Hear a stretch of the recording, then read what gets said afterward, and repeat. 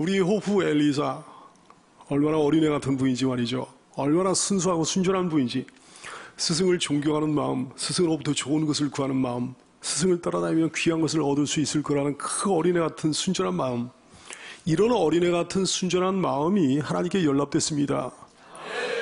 사랑하는 여러분, 어린애 같지 않으면 천국에 못 들어간다 그러셨고, 어린애 같이 자기를 낮추는 그 사람이 천국에서 큰 사람이 된다 말씀하셨습니다.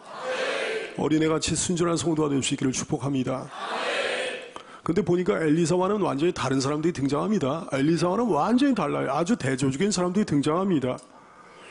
3절 말씀에 보니까 베델에 있는 선지자의 제자들이 엘리사에게로 나와 그에게 이르되 여호와께서 오늘 당신의 선생을 당신의 머리 위로 데려가실 줄을 아시나이까? 그랬어요. 엘리사가 이르되 나도 아노니 너희는 잠잠하라. 5절 말씀에 보니까 여리고에 있는 선지자의 제자들도 엘리사에게 나와가지고 여호와께서 오늘 당신의 선생을 당신의 머리 위로 데려가실 줄을 아시나이까? 오늘 당신의 스승 엘리야 선지자가 승천하게 되어 있습니다. 승천하게 되어 있습니다. 이 사실 당신 알고 있습니까? 그런 얘기 하는 거예요. 선지자의 제자들이라고 그랬는데 선지자의 제자들이란 어떤 사람을 얘기하는 거겠습니까? 오늘날로 따지면 신학생들 얘기합니다. 이 사람들에게도 영적 지식이 있었습니다. 이 사람들도 오늘 엘리야가 승천할 것을 알고 있었습니다. 근데 이 사람들에게는 뭐 지식만 있었을 뿐이고요. 엘리사는 완전히 달라요. 엘리사는 그 지식 위에 소원이 있었습니다. 엘리야가 승천하니까 엘리야의 영역과 영권을 자기 것으로 물려받고자 하는 소원이 있었다 얘기예요. 근데 이 선지자의 제자들에게는 베델과 여리고에 있던 선지자의 제자들에게는 이런 소원이 전혀 없었습니다. 그냥 지식만 있었을 뿐이에요. 그러므로 그들은 구경꾼의 한계를 벗어나지 못하는 겁니다. 오늘 7절 말씀에 보니까 선지자의 제자 50명이 가서 멀리 서서 바라보며 이제 엘리야 선지자의 승천이 임박한 거예요. 근데 그 승천의 현장에 멀리 서서 바라봤다 그랬어요. 멀리 서서 선지자의 제자들답게 관심은 있어요. 엘리야와 엘리사를 쫓아갔어요. 그러나 거리를 두고 멀리 서 있는 거예요. 멀찍이서 구경만 할 뿐이었습니다. 오늘날의 목회자들 가운데도 엘리사 형이 있고요. 선지자의 제자 형이 있고 다 그렇습니다. 여기는 백목사 같은 사람은 많이 부족하긴 하지만 엘리사 형이고요. 근데 선지자의 제자 형도 있습니다. 영적 지식이 있기는 있어. 하지만 그 지식으로 아무것도 못하는 거예요. 분명히 관심이 있어. 그래서 구경을 합니다. 그러나 구경 이상의 아무것도 못하는 거예요. 목회자들만 그렇습니까? 일반 성도들도 마찬가지지. 일반 성도들 가운데서도 말이죠. 엘리사 형이 있고 선지자의 제자 형이 있고 그런 거예요. 성도들 중에 어떤 성도는 전형적인 엘리사 형이야. 멋들어진 엘리사 형이야. 근데 어떤 성도는요. 선지자의 제자 형이에요. 지식이 있습니다. 하지만 그 지식으로 아무것도 못하는 거예요. 분명히 관심이 있어. 그러니까 구경을 하는 거예요. 그러나 구경 이상의 아무것도 못하는 겁니다. 사랑하는 여러분, 여기에 혹시 그런 분 없습니까? 지식이 있고 관심도 있지만 구경꾼으로 있지 않았습니까? 지금까지 구경꾼으로 신앙생활 하지 않았습니까? 구경꾼으로 세월 보내지 않았습니까? 구경꾼으로 교회생활 하지 않았던가요? 이 사람들 보세요. 얼마나 답답한 사람들입니까? 얼마나 무기력한 사람들입니까? 엘리야가 곧 승천한다는 사실을 알았습니다. 오늘 중에 이런 일이 벌어질 거라는 것도 알았습니다. 엘리사에게 그 지식을 자기네들이 알고 있는 지식을 전해주기도 했습니다. 그러나 자기들이 직접 뭔가를 경험해 보려고 그러지는 않는 거예요. 능력을 구하지는 않는 거예요. 여러분, 엘리야 선지자가 어떤 사람입니까? 능력의 종입니다. 권세의 종입니다. 위대한 선지자입니다. 혼자서 바알과 아세라 선지자 850명과 상대해가지고 혼자서 이겼던 사람이거든요. 기도했더니 하늘에서 막 불이 내려왔던 사람이에요. 기도해가지고 3년 반 동안 가뭄이 들게 했던 사람이고 또 그가 기도했더니 그 가뭄이 해갈되게 했던 사람입니다. 다시 나오기 힘든 선지자 아닙니까? 이런 위대한 선지자 옆에만 있어도 뭔가 얻을 거예요. 뭔가 능력을 얻을 거예요. 근데 엘리사 같은 마음이, 그런 열정이, 그런 소원이 이 사람들에게는 생기질 않는 거예요. 나도 저런 분 한번 쫓아다녀 봐야 되겠다, 이런 마음이 들질 않는 거예요. 나도 저런 분의 능력을 받아가지고 한번 주의 일 좀 한번 제대로 한번 해보고 싶다, 이런 마음이 전혀 안 드는 거예요. 아니, 사랑하는 성도 여러분, 지식이 있으면 뭐합니까? 소원이 있어야지, 열정이 있어야죠. 아우, 저분 옆에 한번 있어보고 싶다. 한번 배워보고 싶다. 능력을 한번 받고 싶다. 저분처럼 주님께 한번 가까이 나가고 싶다. 저분처럼 깊은 영적 세계를 나도 한번 체험해보고 싶다. 저분이 그렇게 쓰임받던 나도 한번 하나님께 한번 쓰임받고 싶다. 이런 아름다운 소원이 여러분에게 있기를 축복합니다. 요즘 이렇게 말하는 신자들이 많이 있잖아요. 아우, 요즘 사람들 너무 강팍해. 요즘 교회들 너무 힘이 없어. 이대로는 안 돼. 한편에 생각은 많아요. 말도 많아요. 근데 문제가 있습니다. 알기만 알아. 알기는 알아요. 지식은 있어요. 느낌은 있어요. 생각이 있어요. 하지만 자신이 정작 자신이 영적 혁명의 주인공이 되려는 생각은 없습니다. 자기 스스로 기도의 주인공, 믿음의 주인공, 능력의 주인공이 되고자 하는 생각은 없는 거예요. 스스로 새로운 부흥의 주인공이 되려고 하지는 않는 거예요. 누군가 뭐 다른 사람이 그 일을 해주겠지. 아니면 이대로 가는 거기, 뭐 이대로. 오늘 나오는 선지자의 제자들과 똑같은 유형이지요. 오늘날 너무나 많은 교인들이 말이죠. 구경하는 기분으로 교회 나옵니다. 성전 구경합니다. 예배를 구경합니다. 목사를 구경합니다. 그래도 예배 구경하고 목사 구경하는 것까지는 좋은데 주보를 구경해요. 뭐 주보를 구경할 게 무엇이에요? 주보를 구경해. 찬양을 구경합니다. 기도회를 구경합니다. 다른 사람들 막 와 기도하고 있는데 기도회를 구경하고 각종 봉사와 사역들을 구경합니다. 각종 행사를 구경합니다. 각종 프로그램을 구경합니다. 이런 것이 그 교인을 가짜 신자 되게 하는 거예요. 죽정이 되게 하는 겁니다. 능력 없게 합니다. 패배하게 하는 거예요. 그런 분 여기 없었습니까? 이 시간부로 달라질 수 있기를 축복합니다. 하나님은 선지자의 제자들 같은 사람 안 좋아하십니다. 하나님 구경꾼 멸시하십니다. 하나님께서는 여러분이 엘리사 같기를 원하십니다. 하나님은 주인공을 원하십니다. 바로 여러분을 이 시대의 주인공으로 쓰기를 원하시는 거예요. 우리 교회의 주인공으로 쓰기를 원하시는 거예요. 하나님 나라의 기둥으로 쓰기를 원하시는 거예요. 하나님의 마음과 소원을 깨닫는 여러분 되시기를 축복합니다. 주인공과 구경꾼은 달라요. 완전히 다릅니다. 여러분 구경꾼 10,000명이 있다고 그럽시다. 주인공은 1명 있어요. 근데 가치를 한번 비교해 보시죠. 주인공 1명의 가치가 훨씬 더 큰 거예요. 오늘 나오는 수많은 선지자의 제자들과 엘리사 한 사람의 가치를 한번 비교해 보면 답이 딱 나오는 거 아닙니까? 구경꾼들은요, 구경하다 재미없으면 가버리는 거예요. 아무리 숫자가 많아도 구경꾼은 구경꾼이야. 그러나 주인공은 아무리 재미가 없어도 그 자리를 떠날 수가 없는 거예요. 그 자리를 지키는 거예요. 왜? 내 것이니까. 내가 책임져야 되니까. 내가 주인공이니까. 구경꾼은 구경하다가 날씨 같은 거 막 굳은 날씨고 막 상황이 안 좋고 그러면 가버리는 거예요. 아무리 숫자가 많아도 구경꾼이야. 능력이 없어. 그러나 주인공은 아무리 상황이 안 좋아도 그 자리를 지키는 거예요. 내 거니까. 내가 책임져야 되니까. 내가 주인공이니까. 교회만 그렇습니까? 회사는 안 그렇습니까? 여러분 사회생활하면 사회생활 속에서는 안 그렇습니까? 주인공이 있잖아요. 구경꾼들이 있잖아요. 결국 열매를 누가 따게 되든가요? 결국 좋은 일이 생기면 누구 것이 되든가요? 결국 영광을 누가 받게 되든가요? 사랑하는 여러분, 구경꾼 되지 말고 주인공 되시기를 바랍니다. 구경꾼의 자리에서 주인공의 자리를 옮겨오는 여러분 되시기 바랍니다. 남들이 잘하는 거 구경만 하고 있을 겁니까? 남들이 능력 받는 거 바라만 보고 있을 겁니까? 남들이 뭐 하나님 나라에서 큰 일꾼 되는 거 바라만 보고 있을 거예요? 남들이 영광 받는 거 바라만 보고 있을 거예요? 남들이 쓰임 받는 거 바라만 보고 있을 겁니까? 아니 나도 한번 해봐야 되지 않겠습니까? 나도 한번 하나님 만나봐야 되지 않겠습니까? 나도 한번 쓰임 받아야 되는 거 아니겠습니까? 나도 한번 이뤄봐야 되는 거 아니겠습니까? 나도 한번 주인공이 한번 돼봐야 되는 거 아니겠습니까? 지금의 여러분에게 꼭 필요한 거 이겁니다. 이 시대의 기독교인들에게 꼭 필요한 게 있는데 이거예요.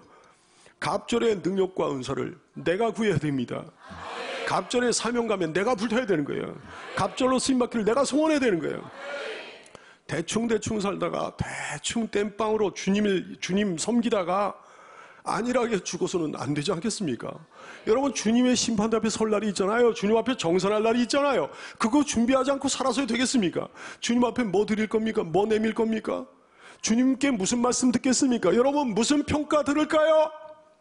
오직 한 번뿐이 없는 인생, 너무나 고귀한 인생, 너무나 아까운 인생, 무엇을 위해 어떻게 살다 가시겠습니까? 지금 우리가 결단하길 원해요. 비록 무지할지라도, 비록 무능할지라도, 비록 내놓을 거 없는 초라한 인생일지라도 엘리사 같은 열정이 있으면 하나님 눈에 띄는 거예요. 하나님이 여러분 마음 보십니다. 여러분 중심 보십니다. 여러분의 태도를 보십니다. 하나님 눈에 드는 인생 되시기를 바랍니다. 하나님께 쓰임받는 인생 되시기를 축복합니다. 여러분 바울 보세요. 바울의 열정 보세요. 바울의 마음, 바울의 중심, 바울의 태도 보시라고요. 사도행전 20장 24절 고백하죠. 내가 달려갈 길과 주 예수께 받은 사명 곧 하나님의 은혜의 복음을 증언한 일을 마치려 하면은 나의 생명조차 조금 더 귀한 것으로 여기지 아니하노라 그랬어요. 이 열정, 이 사모하는 마음, 이 태도, 어쩌면 구약의 엘리사와 신약의 바울은 그리도 똑같습니까? 그럴 수밖에 없는 거죠. 그 열정, 그 마음, 그 태도, 주님께 사랑받는 사람의 마음이요, 태도요, 태도요, 그 헌신이기 때문에 그런 거예요. 엘리사만이 아닙니다. 바울만이 아닙니다. 리얼 크리스천으로 한결같이 이런 열정, 이런 마음, 이런 태도를 하나님께 선물 받는 거예요. 사랑하는 귀한 성도 여러분이요, 리얼 크리스천 되시기를 축복합니다. 베델에 있는 선지자의 제자들은요, 엘리사에게 말하고 있어요. 여리고에 있는 선지자의 제자들도 엘리사에게 말하고 있습니다. 여호와께서 오늘 당신의 선생을 당신의 머리 위로 데려가실 줄을 아시나이까? 여호와께서 하나님께서 당신의 스승 엘리야를 오늘 승천케 하실 것을 아시나이까? 큰일 났다는 얘기예요. 이제 엘리야 선지자 이제 하늘로 올라가니까 이제 어떡하냐, 이게 큰일 났다는 얘기예요. 그러면서 자기는 그걸 알고 있다 얘기지. 잘난 척하는 얘기야. 엘리사 선지자는 그들을 꾸짖습니다. 나도 알고 있으니 입을 다물라. 3절 말씀, 베델에 있는 선지자의 제자들이 엘리사에게 나와 그에게 이르되 여호와께서 오늘 당신의 선생을 당신의 머리 위로 데려가실 줄을 아시나이까? 우리는 이걸 알고 있는데 이제 큰일입니다. 이 시대 큰일 났습니다. 엘리야 선지자 이제 없어지니 이제 큰일 났습니다. 우리 큰일 났습니다. 이 시대 큰일 났습니다. 나도 또한 아노니 너희는 잠잠하라. 5절 말씀에 보니까 여리고 있는 선지자의 제자들도 엘리사에게 똑같이 그러는 거예요. 그랬더니 엘리사가 이르되 나도 아노니 너희는 잠잠하라. 엘리사 선지자를 통해 아주 하나님이 야단치시는 거예요. 그렇습니다. 잠잠해야 되는 겁니다. 지식만 갖고 있는 사람들은 잠잠해야 되는 거예요. 관심만 갖고 있는 사람들은 주둥이를 다물어야 되는 거예요. 구경꾼에 불과한 사람은 가만히 좀 있어야 되는 거예요. 한국교회 문제가 너무 많아. 이놈의 한국교회. 나도 교인이지만 기독교인들 도대체 왜 그래? 제대로 된 교회가 있나? 제대로 된 목사가 있나? 제대로 된 교인들이 있나? 그럼 지는? 그럼 니는? 100번 양보해가지고 다 사시려고 합시다. 근데요, 아니 도대체 그 알량한 지식을 주절거리면서 다른 사람들에게 얘기하고 앉아있는 것이 무슨 의미가 있습니까? 그러고 앉아있는 것이 하나님께 무슨 영광이 되겠습니까? 그 알량한 지식을 주절거리면서 다른 사람들에게 그런 얘기 늘어놓는 게 무슨 변화를 가져옵니까? 이런 사람들은 떠들지 말고 잠잠해야 되는 거예요. 주절거리지 말고 잠잠해야 되는 거예요. 나불거리지 말고 잠잠해야 되는 거예요. 나도 알고 있으니 너희는 잠잠하라. 사랑하는 여러분, 여러분이 엘리사 같은 참성도라면 그들을 향해 이렇게 말해줄 수 있길 바랍니다. 나도 알고 있으니 주둥이를 다물라. 행동하는 신자만이 진짜 크리스찬이에요. 자기가 나서는 거예요. 뭘 남의 얘기를 해? 뭘 큰일 났다고 주절거려? 자기가 갑절의 능력을 받는 거예요. 자기가 온전한 신자가 되는 거예요. 자기가 하나님의 일꾼이 되는 거예요. 자기가 신앙 선배들을 잇는 거예요. 자기가 복음의 영광을 드러내는 거예요. 자기가 교회 빛을 드러내는 거예요. 자기가 하나님의 위대한 역사를 이루는 거예요. 자기 자신이 하나님 나라의 주인공이 돼보는 거예요. 엘리사처럼. 사랑하는 귀한 성도 여러분, 오늘 하나님의 사람 엘리야에게서 여러분 뭘 보셨습니까? 한라산 같은 열정 보셨죠? 거룩한 욕심 보셨죠? 여러분도 그런 것 갖기를 소원하십니까? 그래요. 어떤 사람이 그 소원을 이루어주신 하나님의 은총을 받습니까? 이런 사람이에요. 이런 사람이에요.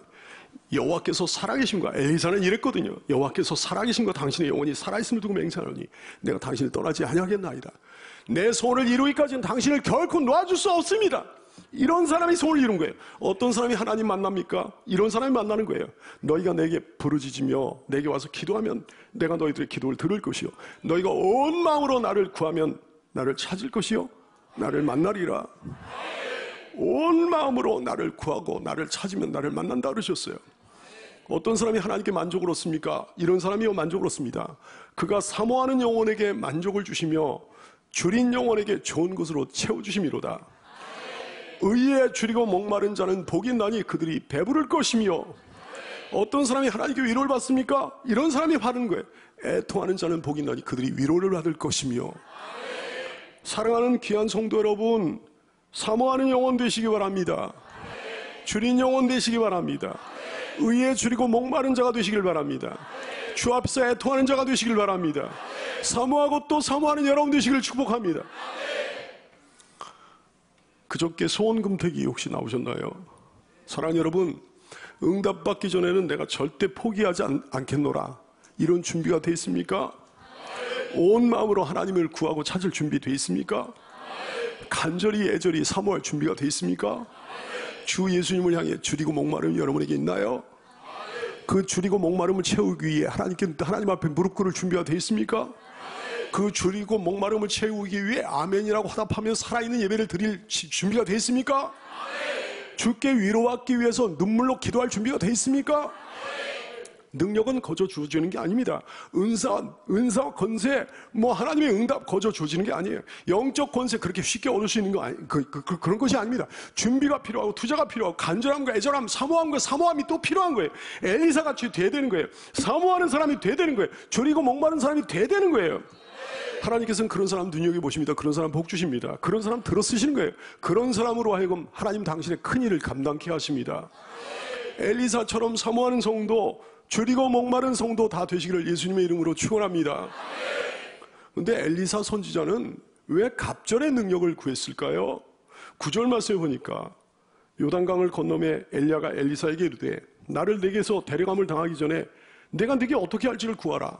이놈이 떨어지질 않으니까 찰거우니 같이 떨어지질 않으니까 말이죠. 나 승천 좀 하게. 너의 소원 한번 얘기해봐. 그랬더니 엘리사가 이르되 당신의 성령이 하시는 역사가 갑절이나 내게 있게 하소서 그랬어요.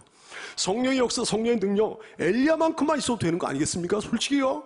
엘리야가 얼마나 위대한 하나님의 종인데 그 정도만 있어도 되는 거 아니겠습니까? 근데 엘리야보다 2배의 역사를 원했어요. 2배의 능력이 있기를 원했습니다. 욕심 아닐까요? 너무 지나친 요구 아닐까요? 아니요. 2가지 점에서 아름다운 소원이었습니다. 사랑하는 여러분, 우선 여러분 아셔야 됩니다. 다른 욕심은 다 나쁜 거지만 영적인 욕심은 그 자체로 아름다운 것임을 알아야 되겠습니다.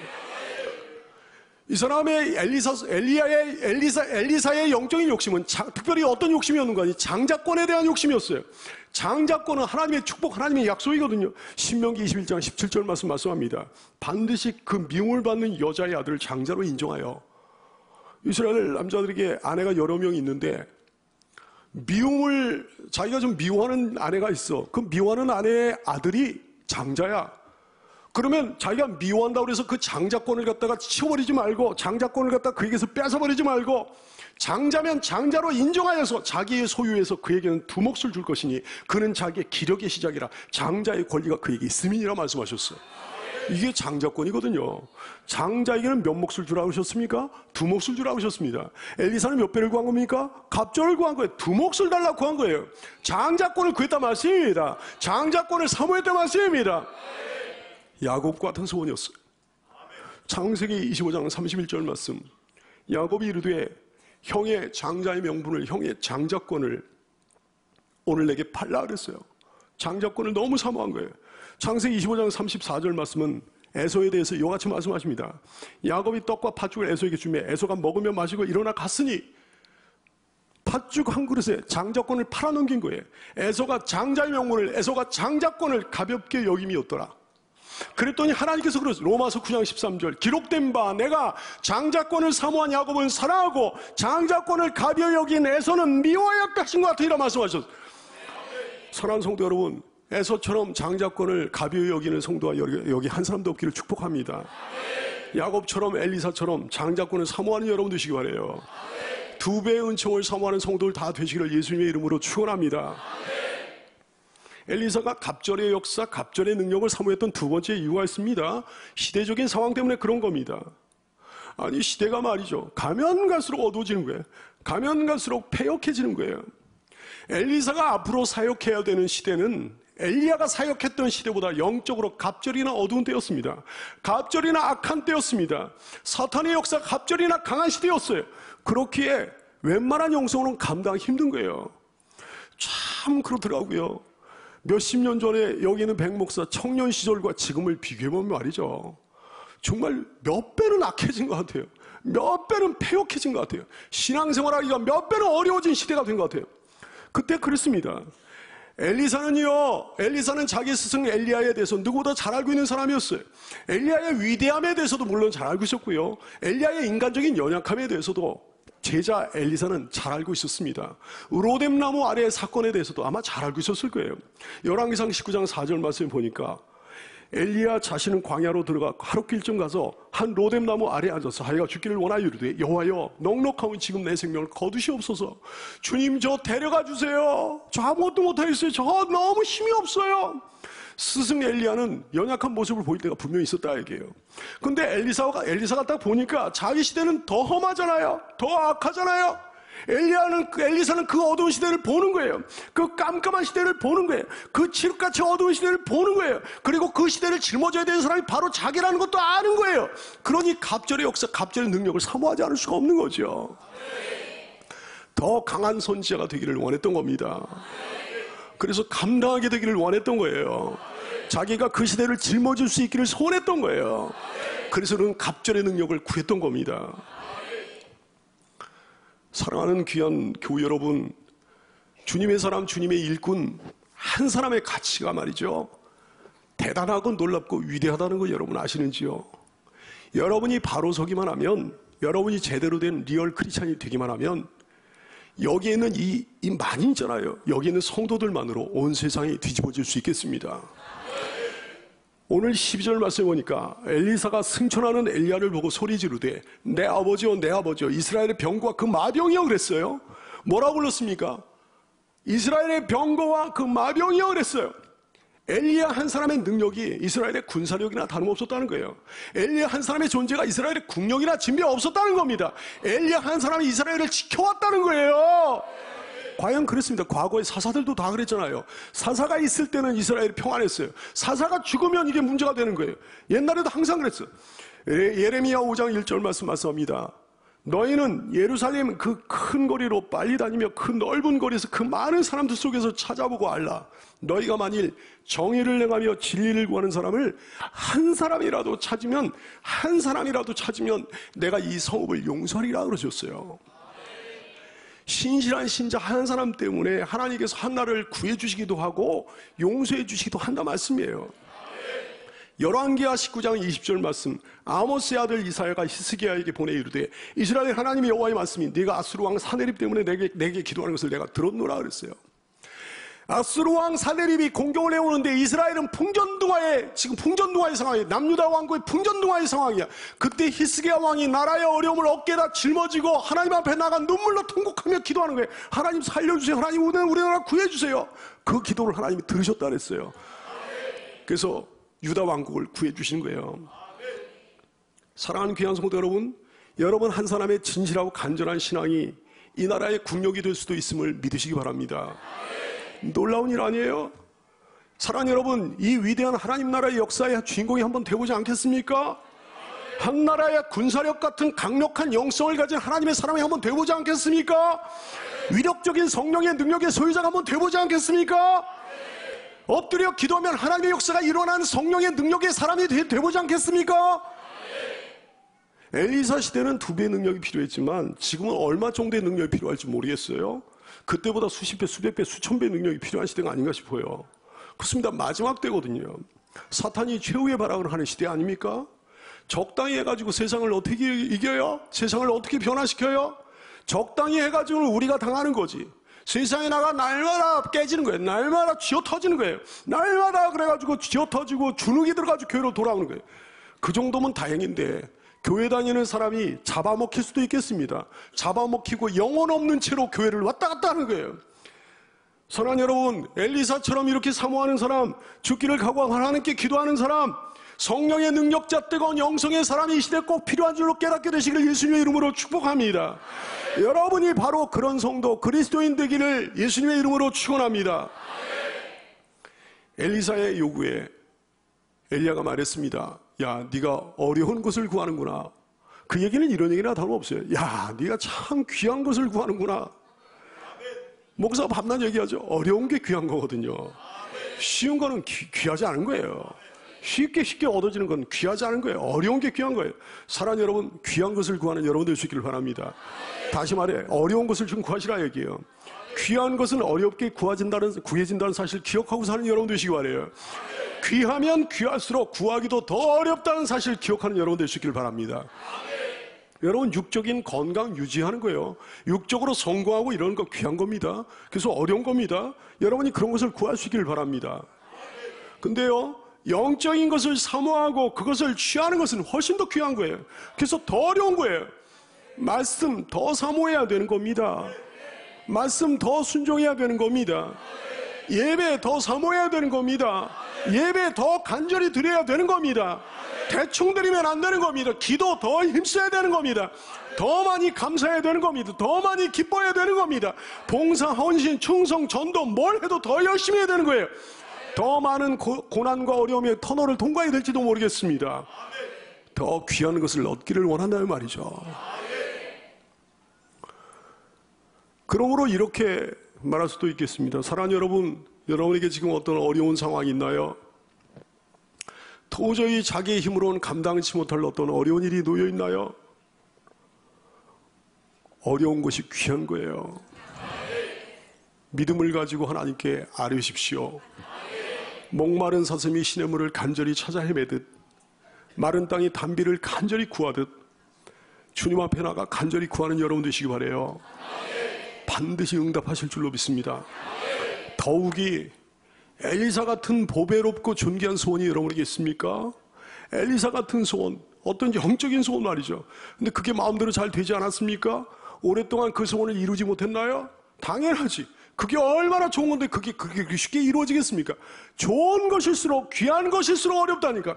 더 귀하니까 더 어려운 거예요. 사랑하는 여러분, 포기하지 말고 끝까지 매달리십시오.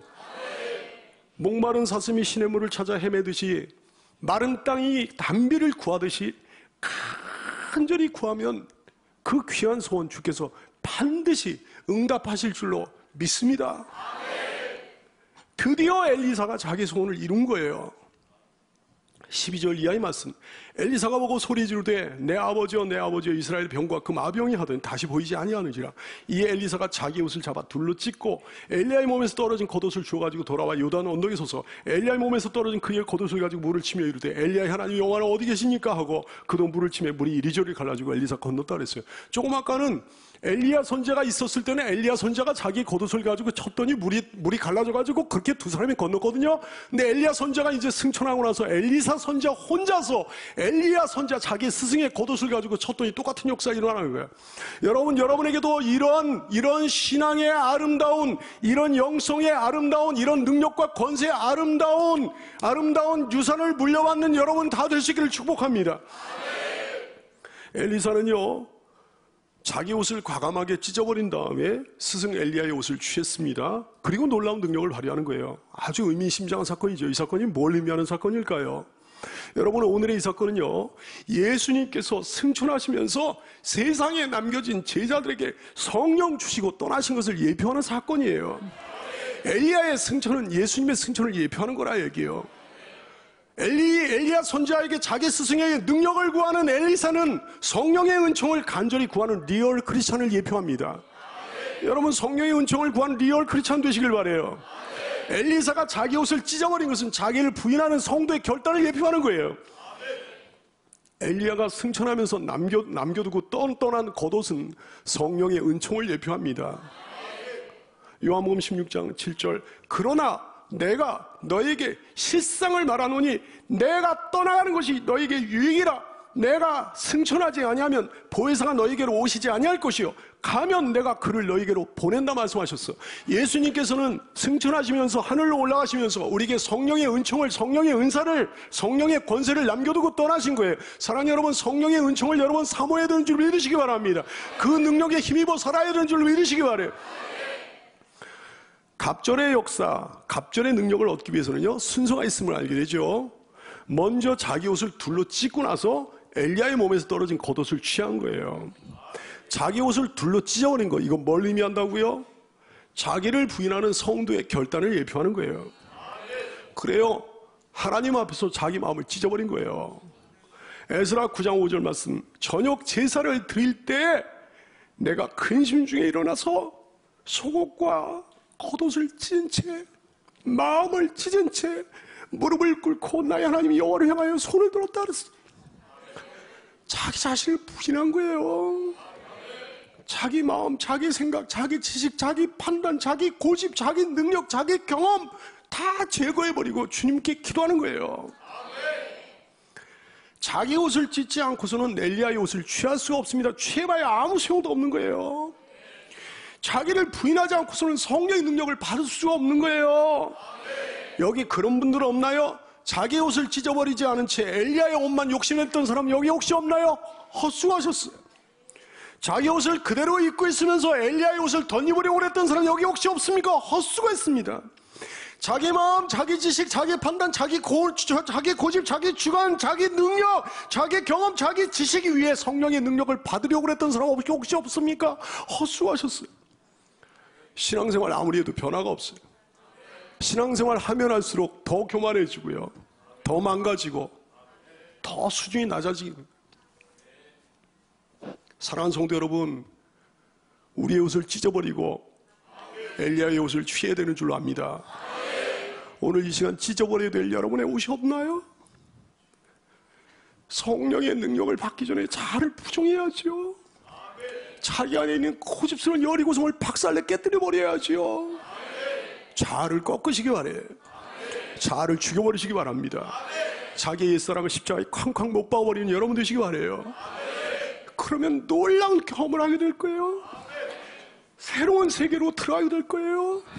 성령의 능력이 강하게 임하는 새로운 신앙의 세계로 힘차게 입성하게 될 것입니다. 자기 옷을 찢어버리고 주의 성령의 옷을 취하여 엘리사처럼 권능 있는 신자가 다 될 수 있기를 예수님의 이름으로 축복합니다.